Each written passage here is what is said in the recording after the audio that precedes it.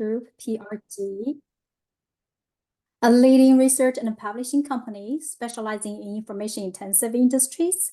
PRG provides licenses to reports and surveys, primarily catering to higher education, legal, and information services. With a background as an economist and research analyst for prestigious entities like the U.S. International Trade Commission, the Government of Japan, Business Communications Company, and other organizations, Mr. Moses brings extensive experience.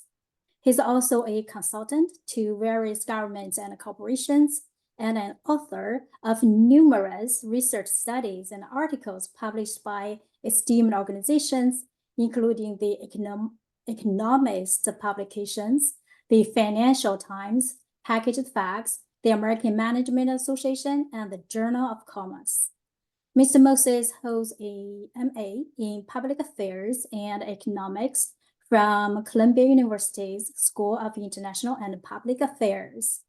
Please join me in welcoming Mr. James Moses, whose insight promised to be enlightening and informative. It's all yours, James. Thank you very much. I'm wondering, can I get the shared screen up there just for a moment?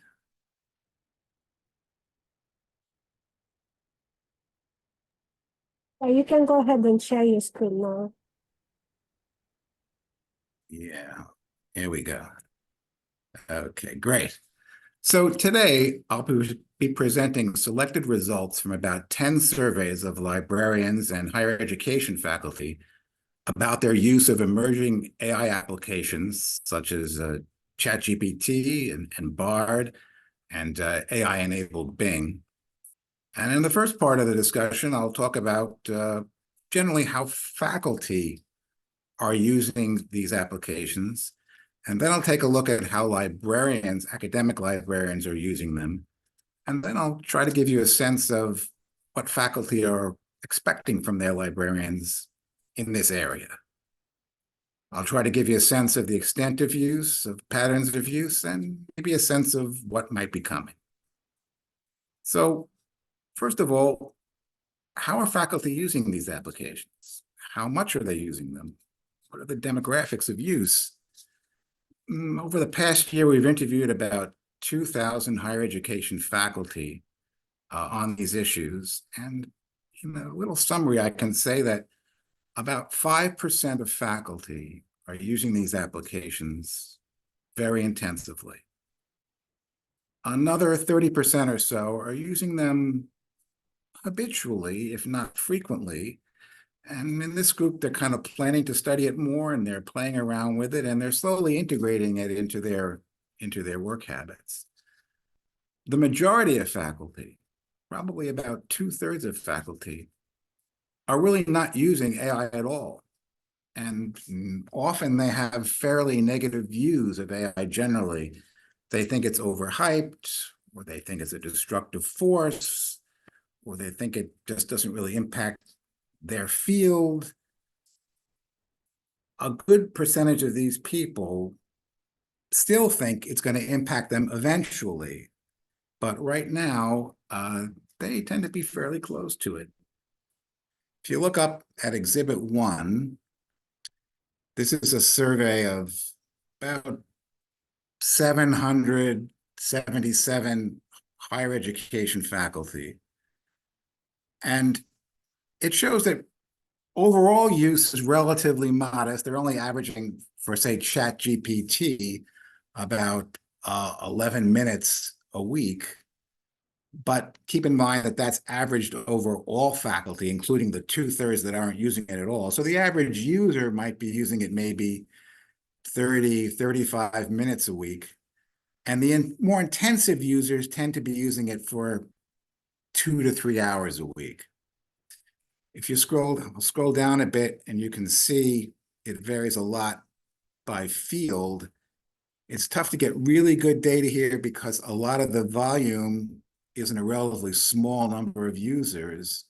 You can look at the minimums, and you can look at the maximums. That'll give you a sense of sort of the highest level user in each area. But certain things really stand out. And one, if you look at architecture, fine, and visual arts, we've found pretty consistently that in this field there's really extensive use. And I think one reason for that is that there were pre-existing AI programs in this area that people were using prior to the introduction of these other technologies. So they were sort of more aware of what was going on, more, I think, open to use, and we've found uses pretty broadly based. A second area is kind of STEM subjects in general, but particularly in medicine and healthcare. And once again, on this particular chart, which is just for ChatGPT, you can look at the relatively high usage rate in medicine and also in faculty in allied health. Let me scroll down a bit, and this gives you their evaluation of how important they think AI is in their field right now. And as you can see, there aren't too many who think it's either extremely or very important, but it's there. It's still a significant population that's integrating these technologies in a significant way. And then there's a second group where it's somewhat important. If you can look down, you can sort of see it's usually about 20 to 30%. And then there's the largest group, which say it's not so important or not at all important.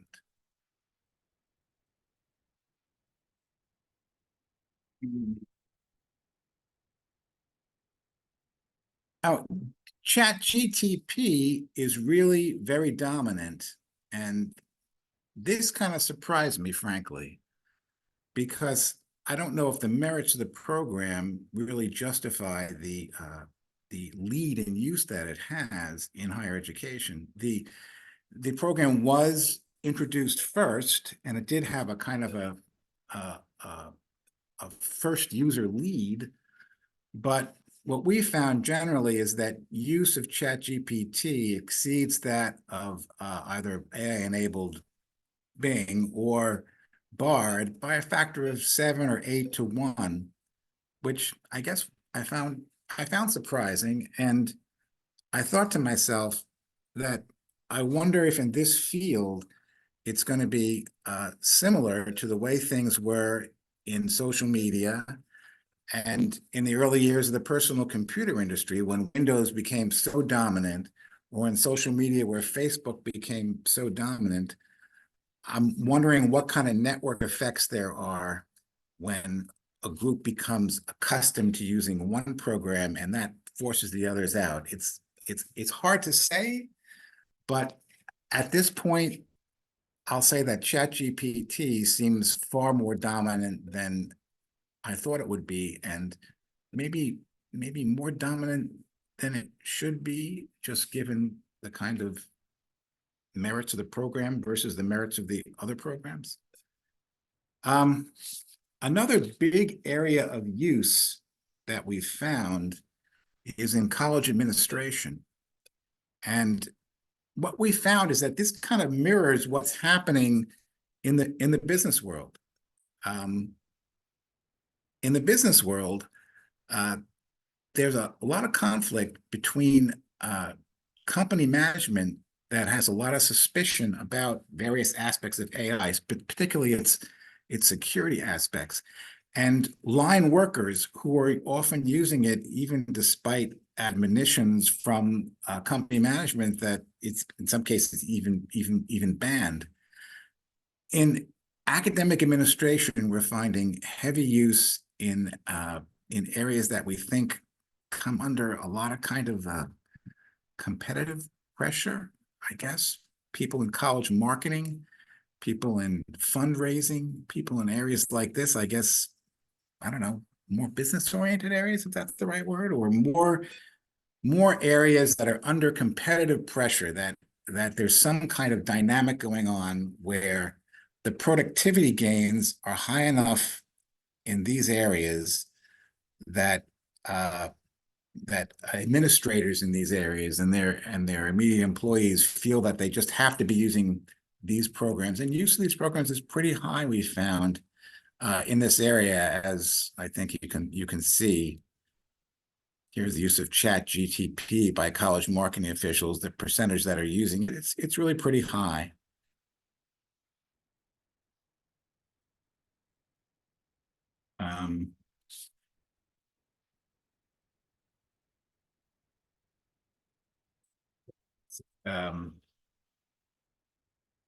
Now, we find the same kind of general trends really in libraries, in academic libraries, that essentially it's those areas where people are most involved in a large volume of information description or image or number manipulation, that librarians are finding really significant productivity gains. And one of those areas is in data librarianship, where we're finding really pretty extensive use, and we're finding that the data librarians almost uniformly support significant productivity increase. If you look at the table below, we asked a sample of data librarians to evaluate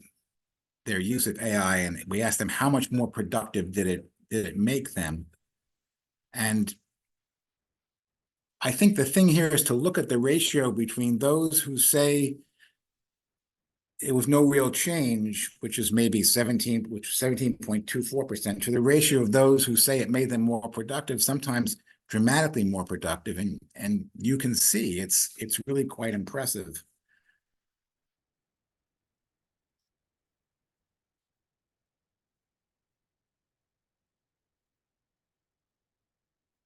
We've got the same kind of result, although not quite as a dramatic way, but we got a fairly similar result when we looked at the use of artificial intelligence in visual arts librarianship, where there is pretty extensive use, and you got somewhat similar results, although not nearly to the same degree. But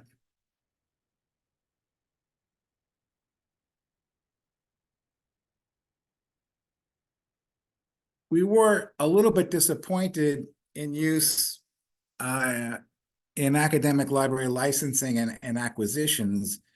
We had expected to find a lot more use than we actually did. We were especially interested in finding out whether there was any experimentation going on in using AI models to try to predict the information needs in particular academic fields. This was one of the kinds of applications that's been touted, but we really didn't find very much of that at all. And in fact, where we did find use was licensing and acquisitions librarians who were also involved in the production of open access educational materials. And in that area, we found some significant use, that some are starting to use this as a tool to kind of reduce the time it takes to produce various kinds of open access materials. But on the whole, I would have to say we found a little bit of use in acquisitions and licensing librarians looking for contract language information and trying to either get information on contract terms or on how language appears in different kinds of contracts, or how acceptable certain kinds of language is. But for the most part, we didn't really find nearly as much use as we thought that we would.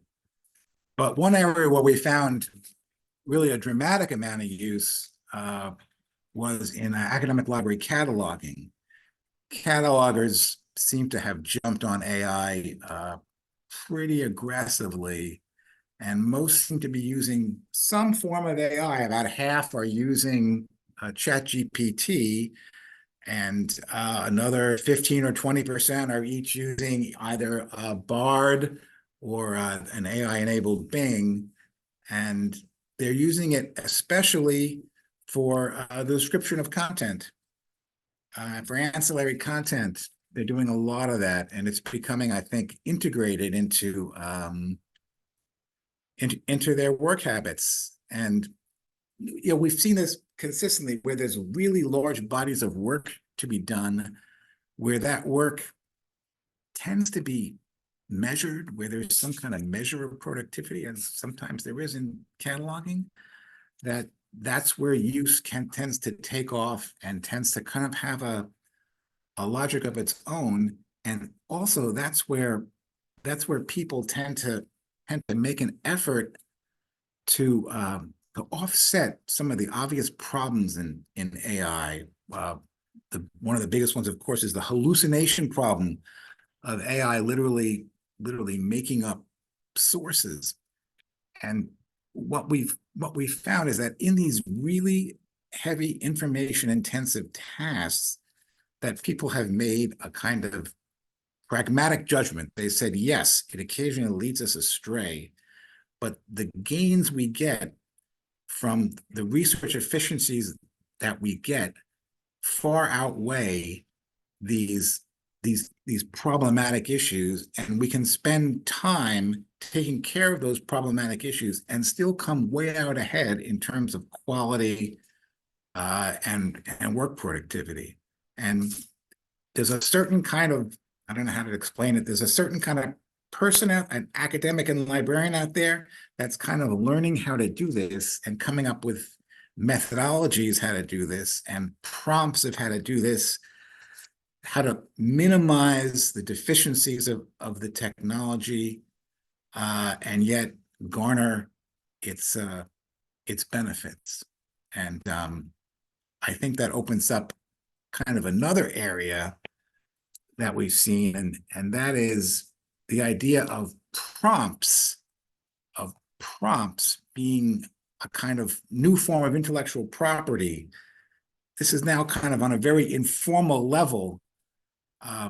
Faculty are kind of trading prompts, and they're maybe going through their department chair and coming up with kind of departmental, I don't know, informal prompt archives, but they don't know how to do this. They don't have a taxonomy for all this information. And I think this is something that librarians have to think about, because there's been all this emphasis in AI and in these programs on, I don't know if the term hardware is the right term to really use here. Maybe the term infrastructure is a better term. There's been all this emphasis on what the programs, what their capabilities are, what they can do. And there's been far less on the really critical importance of the human input, which is really, really important. I mean, if you get people who are willing to kind of work with these programs and work through them and figure out how to harness them, they're the ones able to ride the horse, basically. And they're the ones getting these big productivity increases. They have the incentive to do it, given the kinds of work that they do. And if they put the time in, it's creating this kind of, I don't know, this population of people who have this kind of prompt knowledge, but this is a relatively small population, and it's kind of focused in certain kinds of pretty information intensive areas. Let's see.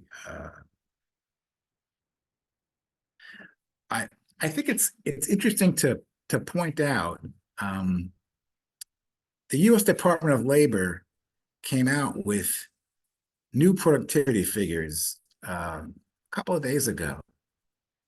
And these were very extraordinary figures. They showed increases of about 3.6% in the second quarter and 5.2% in the third quarter. These are very, very high increases. And it was all focused on industries that were not in manufacturing. It was mostly in industries that manipulate images or numbers or words. And this is really a nearly unprecedented result. And people I'm talking of this over with, think that AI may actually be one of the real drivers of this. And I think you're going to start to see, the same kind of development in academia as well. And I think it puts librarians in a tough spot in a way, because on the one hand, you have this rapidly evolving area, and faculty expects librarians to be able to come up with information and guidance on it. But at the same time, that area is being held back by all these concerns, especially ethical concerns. We did one survey where we asked faculty if they were themselves contributing to any AI model. And I think we haven't fully processed all this data yet, but we have a big enough set of 500 or 600 responses so far that we got some idea. And only about like a third or half of 1% of faculty have actually sold anything to an AI model, but about 2 or 3% have contributed something. And this is the real tough part. Something like 30% think that some of their information, some of their content has actually been used in AI models without their permission.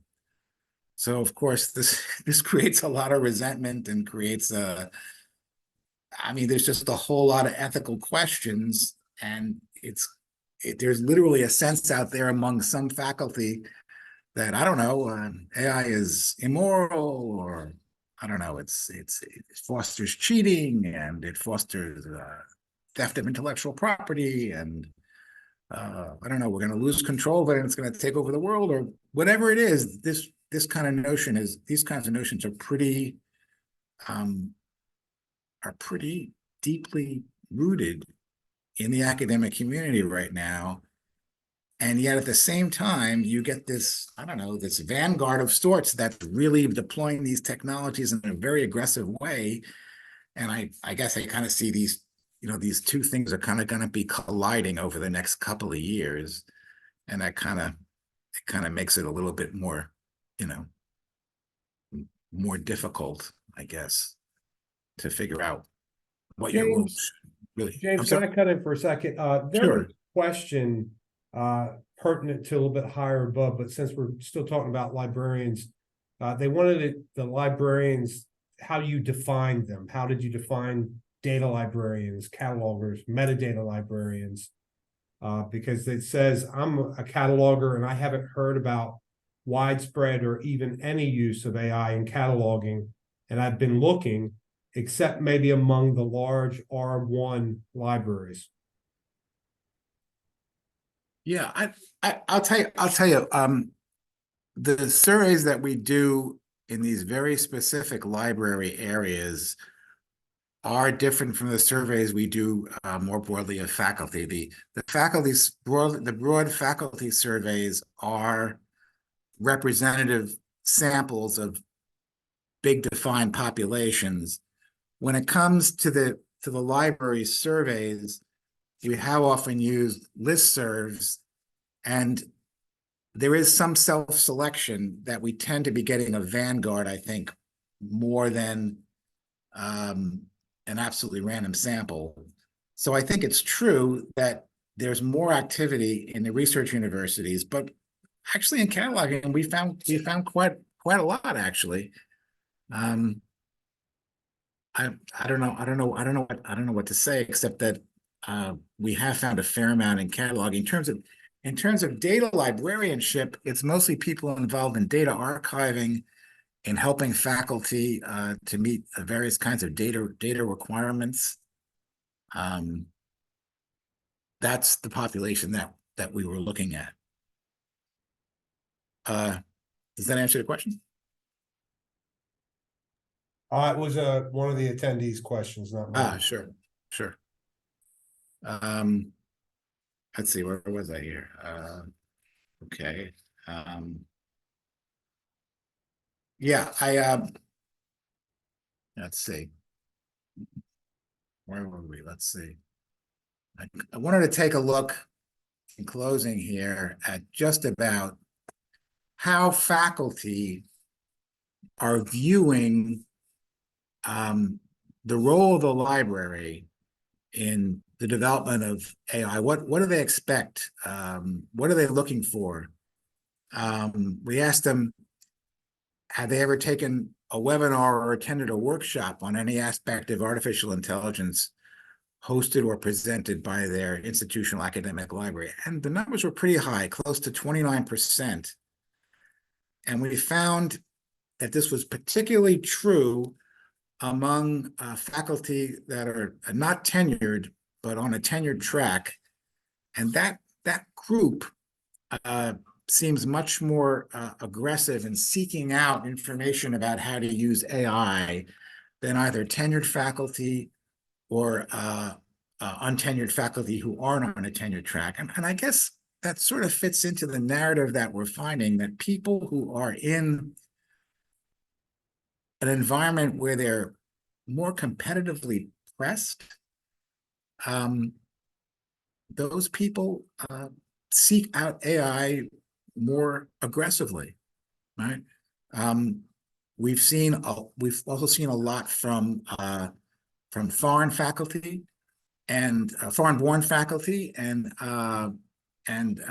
faculty raised in a language other than English, because they're at a big disadvantage in terms of the time they have to spend to do things like grant applications and progress reports and export control documentation and all the kinds of literature and paraphernalia that goes with scientific research. There's just a vast amount of report writing, and we found that faculty who were raised in a language other than English, AI helps them cut the time down that they've been using on this, I guess somewhat mundane but very time-consuming kinds of tasks that scientists have. So that's another, big area of use that we've found. And I think it's those populations that are a little bit more pressed that have really high levels of webinar attendance and general use of library resources on AI. But one of the interesting things is here is it's broken down by field, attendance on at various kinds of seminars or webinars on AI hosted or presented by the library. It's really high, and it's much higher, I find, than the use of other kinds of library resources, like the library website. I really expected to find it exactly the opposite. The use of the library website was, pretty modest. I forget what it was, 7 or 8% of faculty have consulted their library website to find information about AI specifically. I guess what it is that there are these populations that need fairly detailed information, something that they would get from a seminar or webinar, more than just from a website.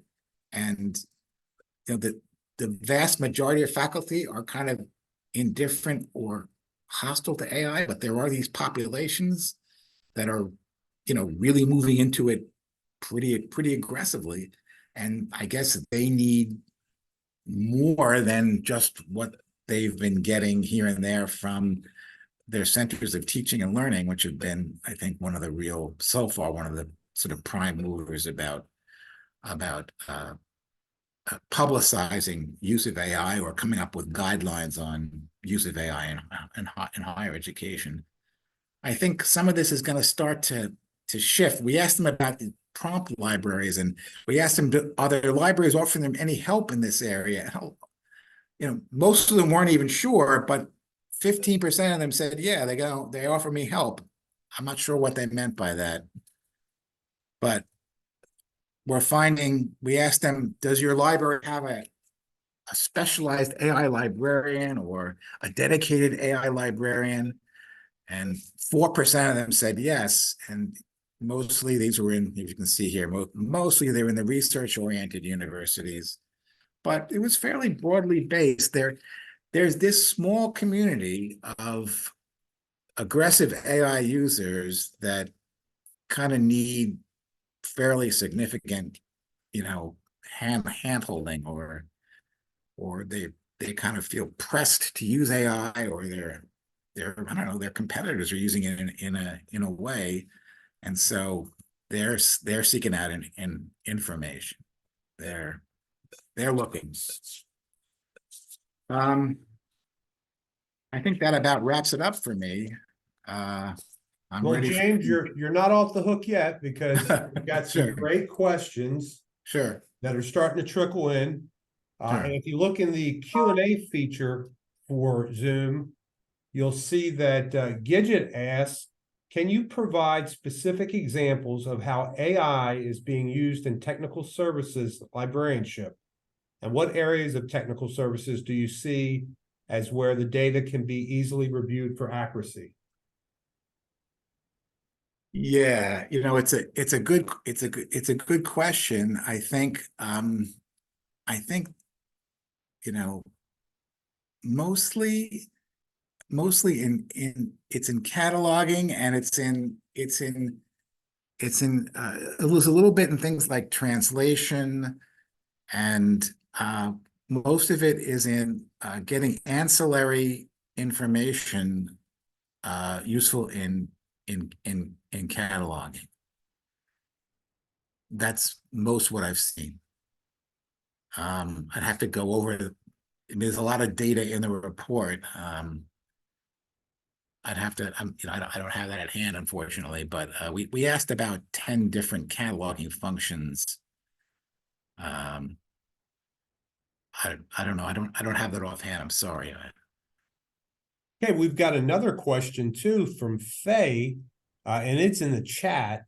It says, another issue we're very concerned with now is the fact that large publishers are putting no use of AI tools in their contracts. We're in the position of legally being responsible for notifying users of this restriction on content. Can you speak on that at all? Yeah, that's a really crazy issue, and I think there's a lot of what one might call covering one's A here quite a bit in the publishing community, and I expect this to be worked out over the next year. There are going to be a lot of issues like this, unfortunately, and it's a moving target. This is going to change. This is going to go back and forth for. I mean, right now the Federal Trade Commission is investigating a lot of the AI companies, presumably for incorporating into their models, into their models data and content that they really had no right to use. If that's the case, I mean, I'm not an attorney, but if that's the case, and you use this AI generated content that itself is based on there's really no copyright regime that's fixed enough for dealing with AI properly. So you're going to get this kind of stuff until that's worked out. But I think the incentive exists for kind of working this stuff out in the long run. It can't remain the way it is. There's a kind of a legal vacuum right now, which I wish I had an easy answer for you, but I think you have to monitor it really carefully and come up with policies that kind of cover you to the extent that you can while you wait for there to be some kind of resolution. I hope that helped. James, if you look at the Q&A, we've got another question that just came in. Sure. It says, how do you foresee the implementation of the Nelson Memorandum and more publications moving to open access affecting the number of people contributing to AI in the next few years? Yeah, that is a really, really really good question, because what some people are saying right now in these AI models, the emphasis is on getting as much data as they possibly can, as much information as they possibly can, and the emphasis is on bulk, is on being the most muscular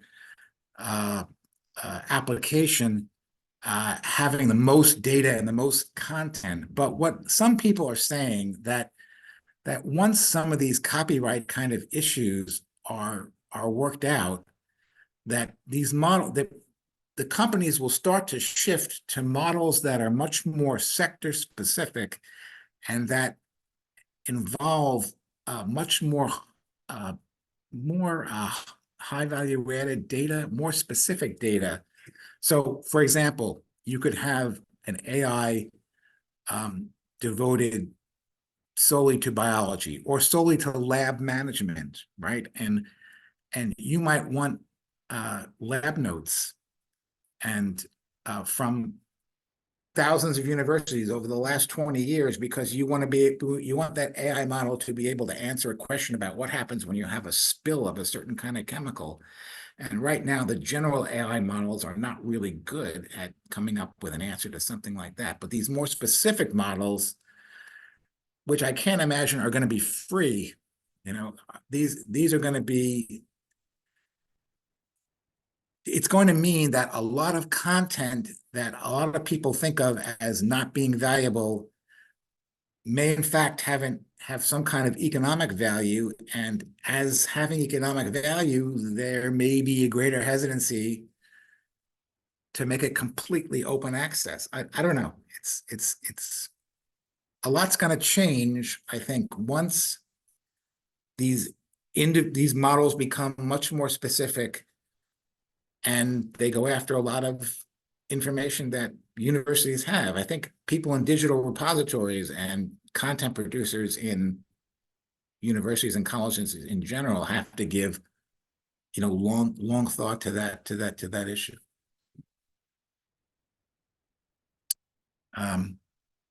James, the next question is one of my questions. Is there a way for attendees here to get your presentation materials in a PDF format? Sure. I can turn this into a PDF, and I can send it to you guys, and you guys can send it to the attendees.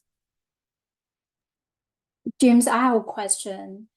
Sure. So from your research, do you see or have you done anything about, how do faculty or academic librarians evaluate their experience with these AI tools in their workflows?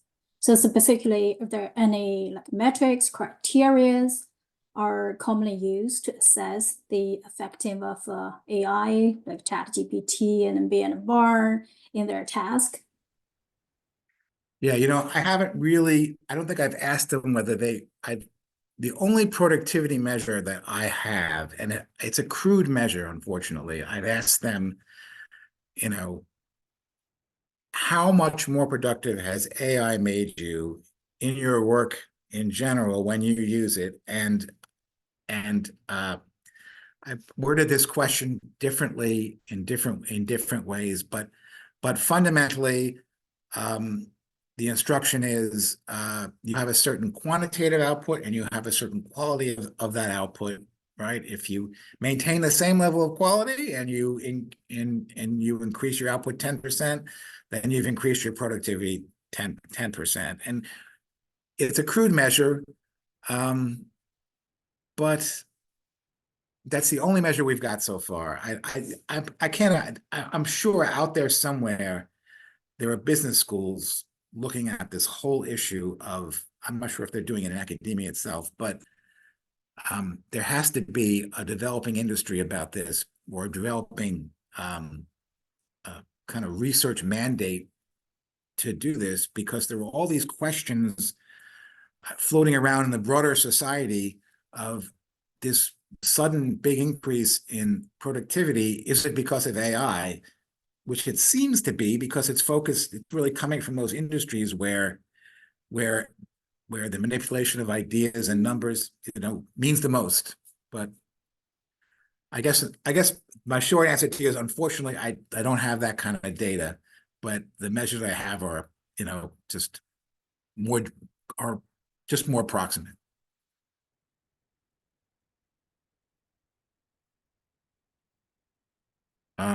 Any other questions?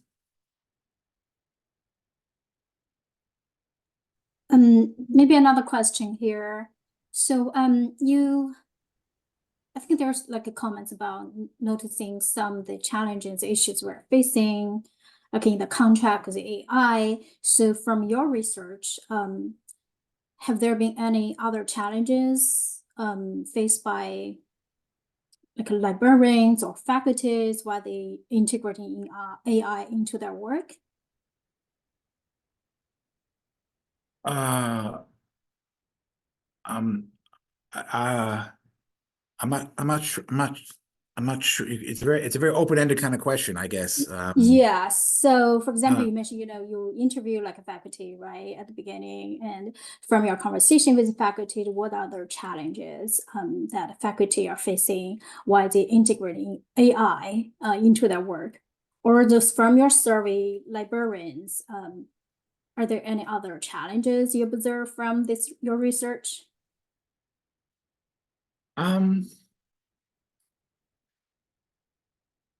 There are so many challenges for higher education in this area, and it's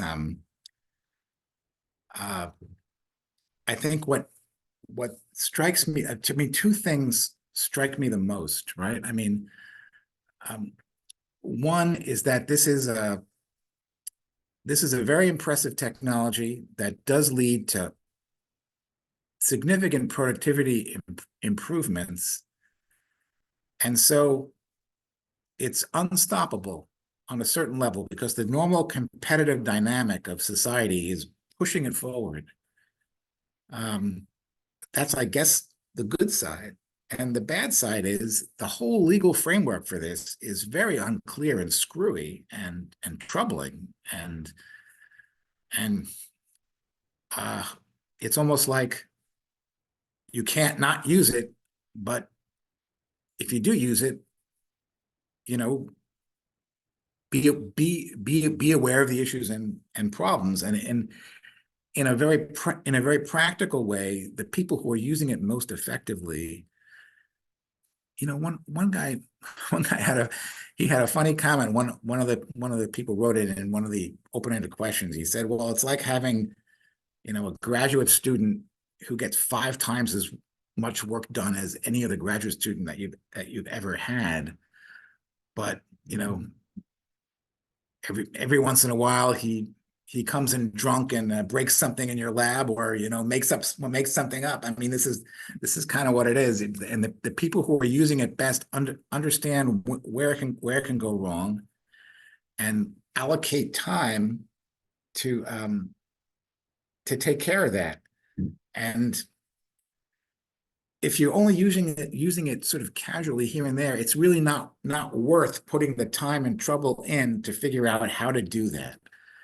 If you're doing something where there's going to be a lot of gains, I mean, if you're a historian and you're working in an area where there are a lot of established sources, you're not going to get as much benefit from AI than if you're a historian in an area where there's a lot of undiscovered sources and normal search routines don't really help you very much.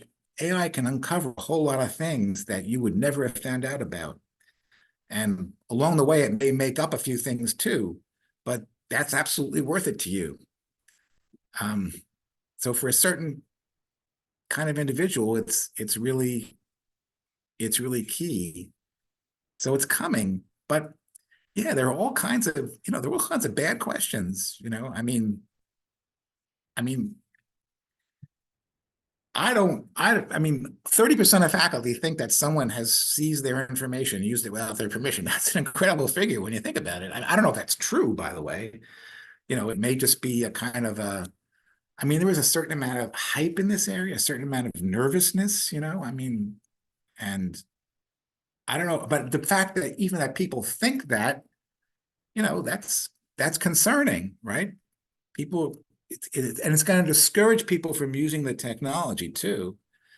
So there are so many ethical issues to work out, and we've only just started. Other questions? Question. What was your biggest surprise in all the data about AI that you collected, especially as relates to libraries? What did you find out that you didn't expect? Oh, this is my biggest surprise. Well, I guess first of all, the level of polarization of opinions, of it being kind of, embraced on the one part, and it being, I mean, it's explainable, but it's jarring, So kind of the level of, I don't know, faculty polarization on the utilization of the technologies. I think that's one thing that surprised me. Yeah, I would say that's, yeah, I mean, some things kind of surprised me, but then as I thought about them, the fact that people people who are untenured, but on a tenure track, they're really heavy users of AI, and I guess that's understandable if you look at the kind of dimensions of it. It makes sense to me now, but it did surprise me when I first encountered the information.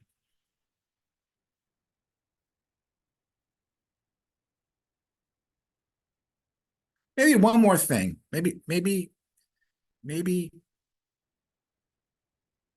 one. I mean, it really strikes me that people are not putting enough emphasis on how you instruct these programs. I mean, these programs are worthless, not worthless, but I mean, these programs, are an open book. You need a skilled person to guide these programs. They don't run themselves. They really respond to very skillful prompting, and yet there's not enough emphasis on training people to do that properly. And that surprises me.